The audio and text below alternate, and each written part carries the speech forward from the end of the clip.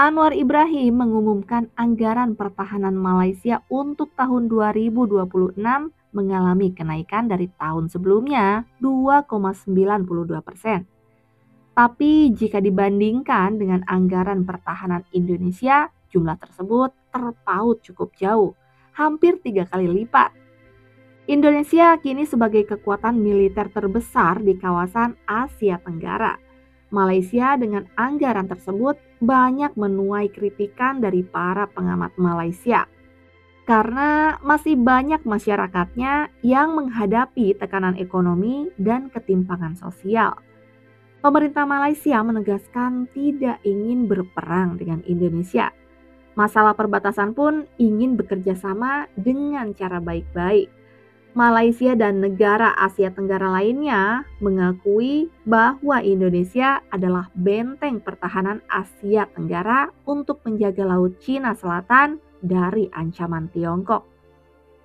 Malaysia dan negara-negara lainnya ingin belajar kepada Pak Prabowo strategi mengatasi klaim sepihak yang dilakukan oleh Tiongkok. Karena Pak Prabowo telah membuktikan keberhasilannya mampu meredakan ketegangan di Laut Cina Selatan. Mari kita simak video selengkapnya. Perang adalah pilihan terakhir bagi Indonesia dan hanya akan berperang jika keadaan benar-benar memaksa. Namun tegas Prabowo, kekuatan pertahanan penting untuk menjamin keselamatan kerana sejarah telah membuktikan bahawa negara yang gagal melabur dalam sektor itu sering kehilangan kedaulatan dan kemerdekaan. Jangan kita sangka bahawa semua negara yang berbaik dengan kita tidak akan selamanya berbaik dengan kita. Belum tentu. Ya, bagaimana melindungi Nusantara yang begini luas. Makanya yang tadi Pak Ilmi bilang, perlu sistem pertahanan udara supaya ketika berubah peta dunia dan kita diserang, kita tahu bagaimana menangisnya. Prabowo Subianto dalam ketenteraan harus dimanfaatkan sepenuhnya oleh rakan-rakan dalam ASEAN, khususnya berkaitan Laut Cina Selatan. Masyukri berkata dengan pengalaman Prabowo dalam ketenteraan dan pertahanan, negara yang terlibat dalam konflik Laut Cina Selatan dengan China boleh menjadikan beliau sebagai mentor untuk meneruskan isu geopolitik tersebut.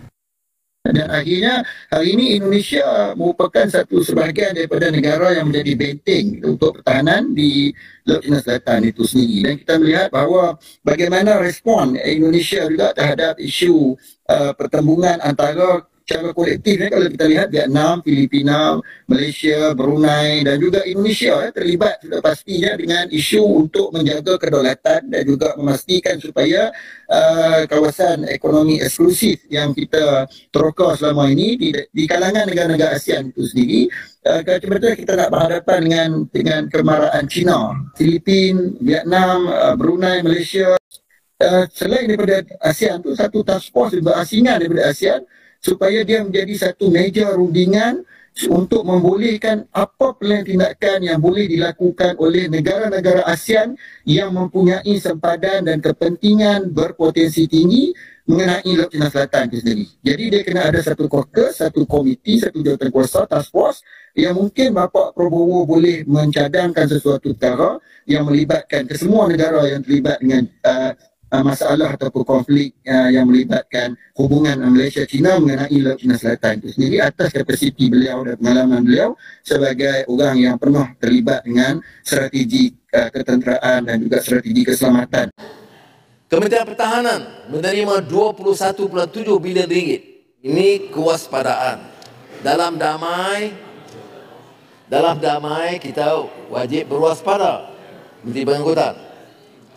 Dan dalam damai kita berwaspada akan ancaman dan mara bahaya. Ini dalam catatan musim bunga Zujuan. Baik. Ini hanya keperluan kesiapsiagaan, jangan alpa, terutama negara maritim dengan segala permasalahan di kawasan, apalagi rantau ini menjadi tempat persaingan kuasa-kuasa besar. Maka kesiapsiagaan ditingkatkan dengan menyelenggara dan membeli aset baru 6 bilion ringgit. Medium, short and very short range air defense, 2 buah multi-role support ship, 10 kenderaan Albat, aset PDRM pula diselenggara dengan 1 bilion ringgit untuk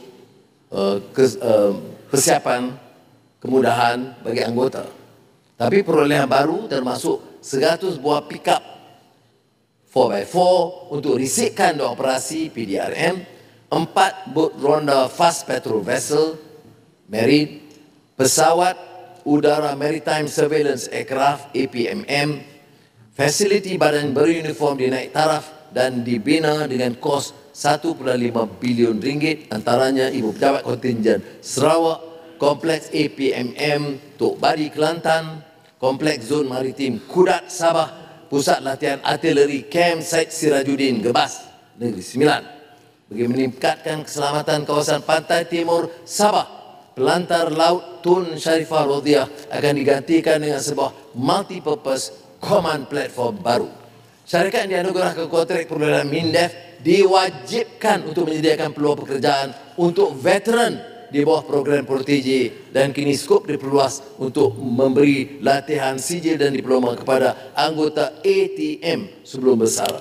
Isu penempatan anggota dan aset pertahanan di sempadan Kedah, Perlis, Perak dan Kelantan menjadi antara tumpuan persidangan Dewan Rakyat hari ini. Menteri Luar Negeri menyatakan kerjasama ekonomi bersama Blok ND6 dan Blok ND7 yang telah dibincangkan dalam perundingan bersama Presiden Indonesia. Kawasan maritim Blok ND6 dan Blok ND7 yang terletak dalam Peta Baharu Malaysia 1979. Selepas sesi soal jawab, persidangan Dewan Rakyat akan diteruskan dengan penggulungan perbahasan usul rancangan Malaysia ke-13 oleh menteri-menteri berkaitan. Betul.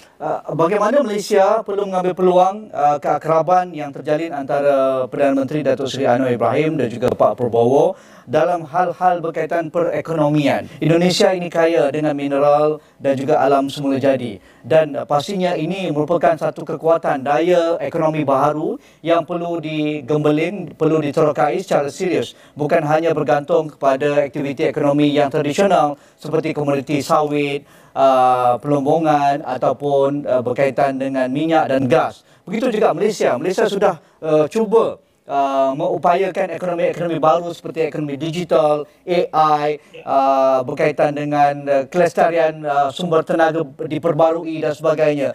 Mungkin ini boleh diterjemahkan dengan kerjasama yang persahabatan yang melangkaui hal-hal birokrasi. Itu misalnya IKN memerlukan sumber tenaga diperbarui yang besar untuk menggerakkan ibu kota baru Indonesia ini. Sedangkan kita tahu juga Borneo itu kaya dengan pelbagai sumber-sumber diperbarui seperti solarnya, tenaga airnya, hidrogen dan sebagainya dari Sabah ataupun Sarawak dan juga di Kalimantan. Pandangan Dr. Fajar.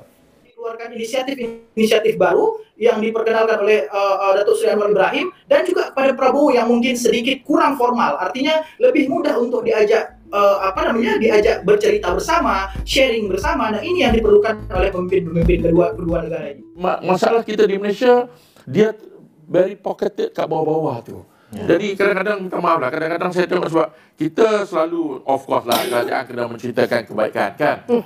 Itu meningkat, pelaburan meningkat, pekerjaan meningkat, kadang semuanya bagus-bagus, tetapi masalah kita yang ada di bawah sana mula menghilang keyakinan. Dia kata, tak nampak ke hidup aku ni? Jadi ini yang bagi saya, yang saya pun macam Datuk juga. Mungkin kita tak merasai, tapi kita dengar. Di bawah-bawah sana kan kita dengar bagaimana keperitan kehidupan. Jadi bagi saya, kalau hari ini lah, kalau ditanya apa dia matlamat, I will not talk much about pertumbuhan berapa peratus, pelaburan berapa bilion. I'm talking about, boleh tak kita buat sesuatu supaya rakyat Malaysia hidup dengan selesa. Malaysia pun memilih jalan diplomasi, menyadari bahwa Indonesia memiliki kekuatan besar yang mampu menjadi penyeimbang dan pelindung di Asia Tenggara. Sampai di sini with LK teman waktu Anda. Terima kasih dan sampai jumpa lagi di video berikutnya.